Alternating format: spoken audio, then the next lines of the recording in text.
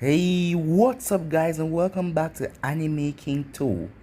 And today I'm going to be giving you part 74 of Uchiha Naruto, the Sage. Remember to get this one to 100 like as usual, share this to all of your friends on your social media platform, and also go ahead and check out What If Naruto had the Byakugan and the Sharingan mix. I posted a new episode of that, so go ahead and enjoy. And also, check out Anime King, my main channel. And if this is the first time you're hearing of it, go ahead and check it out. And if you enjoy the 600 plus what ifs over there, go ahead and click that red subscribe button and be a part of the channel.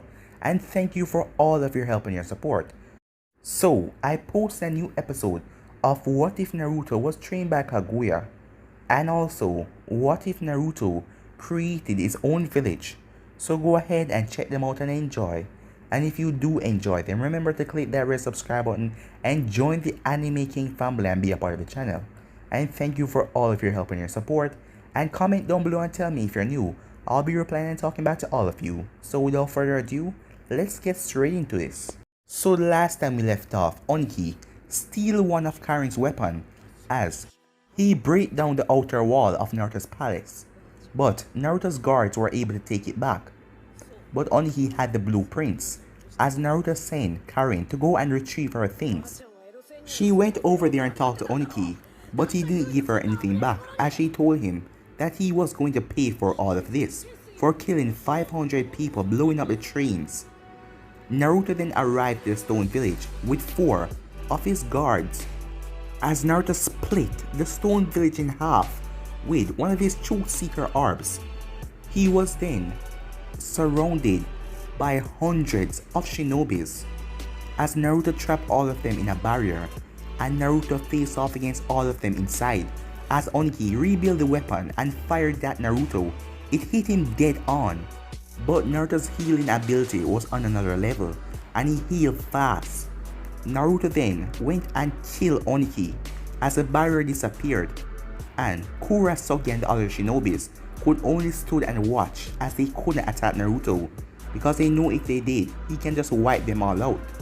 So in the end, they just had to watch him leave. So yeah, that was basically the last part we left off. You guys can switch across the playlist and check it out for yourself. So let's start this new episode. This episode starts a little later after Naruto killing Oniki. Right now, Kurosaki was a Kage for her village. She wanted nothing more than to cry for her grandfather, but she couldn't. If she do that, the village would turn into chaos, worrying about the future.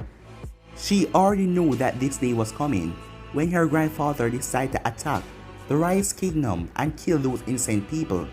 When Karin come and told her that Naruto was coming, she was scared, but now, she knew everything was a reality. Why did you allow that man to leave, Kurosaki? That arrogant man was in our front yard. Our shinobis could have captured him if you wasn't such a coward. We had the numbers. Oniki was murdered in front of your eyes. How would you live, knowing that your grandfather was murdered in front of your own eyes and you couldn't do anything to save him? And you also let the enemy walk out of the village. How can you call yourself a leader if you had Kurosaki then finally exploded? Shut the hell up, she said. And then there was silence, but the people were still glaring at her. As she then spoke, the emperor came here to do on a promise that he sent with Karin. My grandfather provoked him.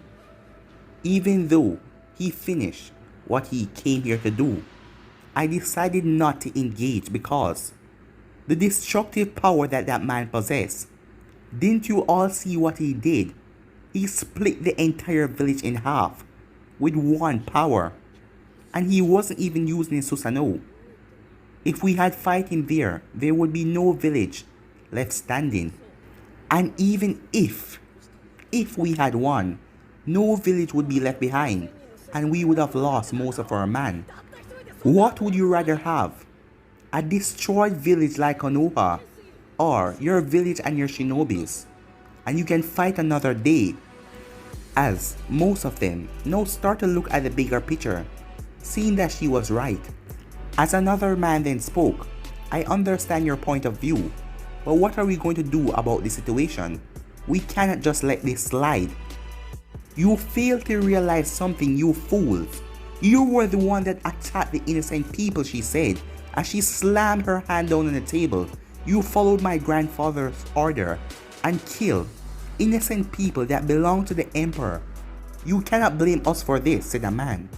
I can and I am, she said. You supported the choice of provoking the emperor. And now you see what happened when you guys provoke him. If you people had just left that man alone, none of this would have happened. But you just couldn't let things be. And now look what has happened. You all screw up. And now let me fix things my own way, she said, as she stood up. As she started to walk away, as one of the council members speak, while I do understand her point, we can't just allow this to slide. How can we allow one man to enter our village, kill hundreds of shinobi, and kill our Kage? Back with Kurasuke, as she paced around the office where her grandfather's desk was. She was broken inside, and he wasn't here. They didn't agree lately, but he was her grandfather, and she needed him for moral support. He has run away into the hands of his enemy, allowing her to fend for herself. Stupid, stubborn old man, she yelled as tears came out of her eyes. I warned you. Why didn't you listen to me? Why didn't you listen to me? She cursed as she dropped on the floor and started to cry. Skip to an unknown location. It has been a while as Naruto arrived to the hideout. This is the place that created Uchiha Naruto. This is the place that Madara took him and teach him. As Naruto walked up to the throne as he sat down, as he rested his chin on his arm, with his sharingan shining inside of the dim-lighted place. Naruto then turned his eye to the passage as he felt footsteps coming his way. He closed his eyes until a person appeared in front of him. Once the person stopped near to him, Naruto's eyes snapped open. What are you thinking about? Something interesting, Naruto? Spiral Zetsu asks. Interesting? No. Just something troubling, said Naruto. Spiral, it is also Emperor now, not Naruto. I thought you didn't care for such things. I do now. If I'm going to be successful in my crusade, I must start acting like an emperor, said Naruto. So, let me ask you something. Why didn't you just revive those people that Oniki killed? Even Nagato could do something like that in his current state, Spiral asks. But Naruto didn't talk about that, he just skipped it. What are you plotting with Obito? Ah, you caught on to that, huh? Said Spiral. Don't do something stupid, Spiral, or I will kill you, Naruto said. I brought Obito back to this world to show him pain, but it seems that I am losing my grudge against a stupid fool as the days pile on. You should not plot with him. Spiral Zetsu clocked his head a little. Kill me? Yes, said Naruto. My grandfather is dead, it should stay that way, and there is nothing that can be done to make Kagoromo appear in this world. You do know that I am not like Black Zetsu, right? Spiral asks. Naruto got up. In the blink of an eye, he was in front of Spiral as he pushed his hand through Spiral's chest. As Spiral looked down to see the giant hole, as he was surprised that it wasn't filling up, as he felt something eating away him from the inside, as he realized that it was the Amaterasu flames, as Spiral's body fell down to the ground. Well then, it's time for me to go home, as he vanished. Back at the royal palace, as Naruto walked in to his dimly lit throne room, he was greeted by Samui, who was sitting down on the small stairs that lead up to his throne. I thought that you would return earlier, Samui said, as it was late at night and Naruto never returned this late. As he finished what he was doing back at the stone village a while ago, Heisuke and the others returned back before the sun came down. As Samui asked them where Naruto was, as they only said that the Majesty had other matters to deal with. I had something to do. So, any reason why you were waiting for me here alone? As Samui went silent, as she then spoke, I have just been thinking about things. My life, your life, what I want. Has there been anything bothering you recently? He asked, as he wouldn't notice if there had been. Samui was good to hide her emotions. Yes and no. I don't know for sure, but I have some questions that have plagued my mind, Samui said. What kind of questions? Before you answer, are you comfortable talking here? Samui nodded.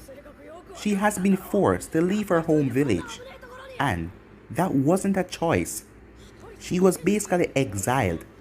But no matter what, Kumo will always be her home. She will always love the place.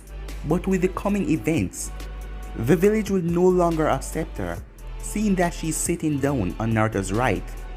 And he's going to fight that village into a bloody battle. As Yujito couldn't visit her for more than 30 minutes, if she was gone more than that, the Raikage started to question her, as for right now, he's suspicious of everyone. Now, she only had Naruto and Etsu. They were the only ones she knew right now who she could talk to. And she feel kind of strange. What kind of life do you think you would have been living a few years ago? He asked. A sad smile appeared on Samui's face. I imagined quitting my shinobi's duty, living a peaceful life with the man that I love, and a kid in my arm, something like that. But now I am forced to live in the shadows, away from the light. Naruto then spoke. You have a wonderful daughter, Samui, and don't you love me? I do love you, Naruto, and my child is the best thing that had happened to me. I love her with all of my heart, but I want more. You created a dimension for us with everything that we ever want, but it lacks reality and people, interaction. Naruto went silent for a few moments. Why didn't you tell me that it was bothering you, that you weren't able to interact with other people? I don't know, said Samui. You know, even now, another woman is taking care of my daughter while I sit here. I carried her for 9 months, with only you and Yujito knowing about it. Would you have liked for the whole world to know? Naruto asked. Samui shook her head. No. But I would have liked to walk in the streets of this place and enjoy talking with other people. Right now, I feel like Yujito is also getting away from me. Naruto looked up at the ceiling. You know, I once thought of bringing my mother from the dead, just so she could see me and live her own life. So why didn't you do it? Samui asked. Naruto shook his head. I don't know, maybe I'm still thinking about it. But I never wanted you to feel restricted. I just want both of you to always be safe. We are safe. Besides, as long as you still live, nothing can harm us. Naruto chuckled. That's the thing, Samui. I might fail to do so. I might have all the power. But I can't allow her to see the world in this state. And I don't want to lose you or her. Would it make you happy if we brought her to this place? Naruto asked.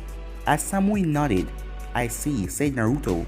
We will have to change a few ground rules before she comes here. And seeing that I won't trust anyone with your safety but me or her safety, I will have to make sure that the upcoming war don't last long. What will happen to Kumo? She asked. I won't make you fight them, Samui, and I will not destroy the village, he said. As he offered Samui's hand, come on, let us go to inform Eugeo first. I trust her enough that she will become your friend. Samui shook her head before taking Naruto's hand. That is if she doesn't resent me. Are you forgetting something? Huh? Said Naruto. There is a woman in our bed, and I believe that she is waiting patiently for your return. Mei, said Naruto. He then snapped his finger and a portal opened up. Go and pack your things. I will inform Mei about the situation. This is going to be a troublesome night, he said. Probably, Samui said. As she shook her head, Mei is going to be angry. Good luck handling it, she said as she went in the portal to Naruto's private quarters. He arrived at the double door as Heisuke was there. As Heisuke bowed to him, has everything been prepared, Naruto asked. Heisuke nodded. Guren is resting in her palace, and the Kazekage and his sister are within this palace. Nagato won't arrive till tomorrow, he said. And we have also intercepted a message from the Raikage calling a meeting in 7 days in the Land of Iron. Naruto nodded. Be in the throne room, 7 AM sharp, with Shinji. I have something to show the both of you tomorrow. As Naruto opened the door, as Heisuke nodded and disappeared to tell Shinji what was going on. When Naruto entered, Mei was on his bed as she had a book in her hand. I was thinking you were running away from me, she said. Why would I do something like that, said Naruto as he walked over to a wardrobe as he took off his kimono, leaving him in his black shinobi pants as he put on a red shirt. I don't know, I don't understand some of the things that you do, Mei said as she shrugged her shoulders. What took you so long? I was expecting you to return far earlier. I even cooked for you. Naruto didn't respond as he sat down at the edge of the bed. I had some thinking to do. Thinking? What are you thinking about, Mei asked as she closed the book. The beginning of Uchiha Naruto and where I would like to see myself ending, he said. How did you begin, Naruto? You never told me, she said. I never did. No, you're secretive. As Naruto lay in the bed, as he looked up at the ceiling, he then started to tell her, just mainly about the part when he was back at Konoha and he was running for his life and Madara showed up and saved him. As Mei just looked at him when the story was over, as his reaction didn't change. I have something else rather important to tell you, he said. As she then saw the expression on his face change, that means he must have something really important to say. You once questioned why I allow Samui to be exiled from her homeland when I could have stopped the information about her connection with me from reaching A, said Naruto. Yes, and you told me that it was for the best. She doesn't make public appearance. You have never seen her. I told you that she lived in my dimension, but I never allow you to go there. I didn't lie to you. She does live in a world that I created. Where are you taking this? Mei asked. The reason for everything when she just got exiled from Kumo. The reason I took her to my dimension is because she found out that she was pregnant. What? Said Mei. Here to repeat what you just said? But Naruto didn't. Her name is Uzumaki Etsuko. You are the first person that I'm telling this. Mei went quiet for a few seconds. You have a child with another woman? And you didn't bother to tell me this? Even when we got married? When we made love? And you said you wouldn't ever lie to me? I am your wife, for God's sake. That isn't the kind of thing that you keep from me. Naruto, what am I to you? She was shouting, now standing on her feet, glaring dangerously at Naruto. But Naruto didn't even move an inch as he continued to look up at the ceiling. Answer me, Naruto. How could you keep something like that away from me? Mei, you're someone that I care for and someone that I married. That was all. He then snapped his finger and a portal opened up. Come with me. I would like for you to see her. And if I don't want to, she said, as Naruto was facing the portal and she was looking at his back. That will be your choice and I will respect it. I will not do anything to force. I will never do anything like that. But it would really mean a lot to me if you come. He then paused for a moment. It may have been unfair to keep it from you, but I did what I believe was best. You may not agree with this, but what is done is done. Nevertheless, I want to move on and for us to forge a family tomorrow. Family? said Mei quietly. You already have your real family in that portal. This thing between us is just a sham for you to hide your real family. Is that what you believe? Said Naruto. I may have kept you out, but now I am inviting you in. It wasn't fair for Samui either. She was forced to hide and live in the shadows, away from the real world. But now, I want you to be a part of this chapter, Naruto said with a smile. The following day, Naruto was sitting down in his throne as Samui was standing on his right in a white kimono with something in her hand. As she was holding it up, it looks like a baby. As Heisuke and Shinji were surprised by this development, but they just kept silent while kneeling. This is Uzumaki Etsuko. She is the only child. She will be living in the royal palace from now on, along with Samui. You're to make sure that they are protected at all times. Both of you are promoted to noble by virtue, your families as well, and both of you are to move into the palace with your families. Etsuko is going to need children to play with as well while she grows.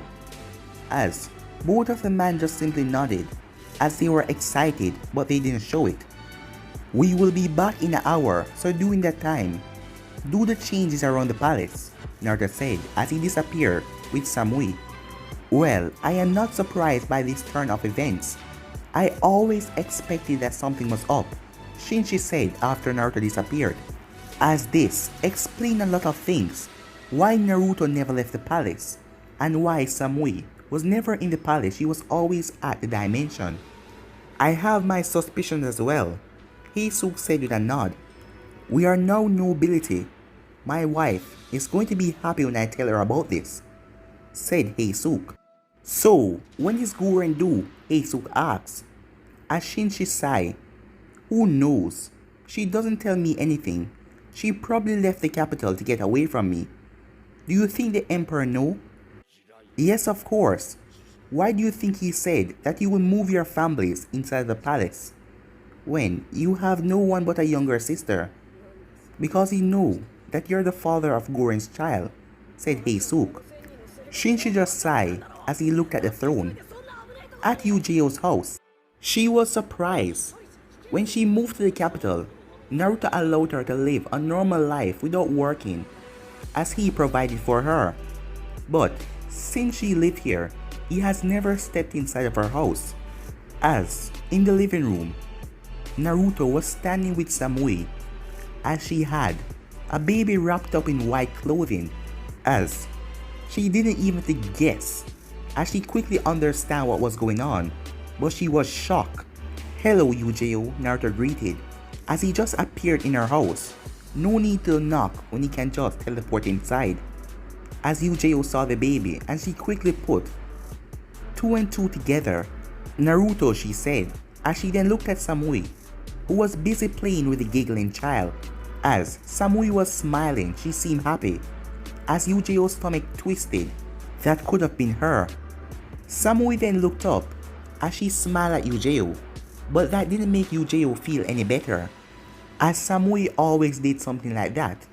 She always smiled when they came across each other, and she hated it. She hated that smile. This woman has taken her place. Naruto and Samui then sit down. As Naruto then spoke, this must be a surprise to you. Not at all.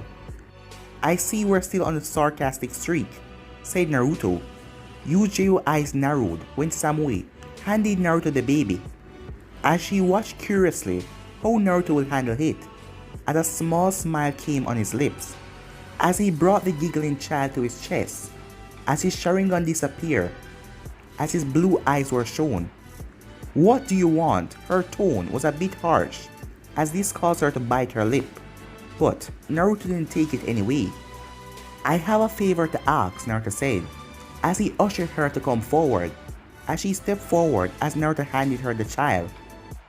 Her name is Uzumaki Etsuko. Uzumaki, in honor of my mother. Yuji looked down at the child. It didn't matter what she was feeling inside. The child just brought happiness to her. as she looked at Etsuko's blue eyes. She had blonde hair, and she looked like her mother. "So, what is it that you want?" Uchiha asked. Samui was the one that spoke. "I know you may find this hard, but Naruto trusts you. What I want is friendship. I don't have anyone for basically moral support." Uchiha chuckled, as it could have been her that was in this situation asking for friendship. But Naruto didn't try hard to make their relationship work. But guys, I'm gonna be ending this episode right here. If you want to see the next part of this, you already know what to do. Like, subscribe, comment down below, and turn on that bell notification so they posted. Remember to share this to all of your friends on your social media platform. And go ahead and check out What If Naruto was trained by Kaguya on Anime King. And also, what if Naruto created his own village? Go ahead and enjoy that. And I also post a new episode on this channel. What if Naruto had the Sharingan and the Byakugan mix? So go ahead and enjoy all the lovely what ifs coming your way. And thank you all for your help and your support. And remember to comment down below and tell me if you're new. I'll be replying and talking back to all of you. So without further ado guys, I'm out for now. Peace.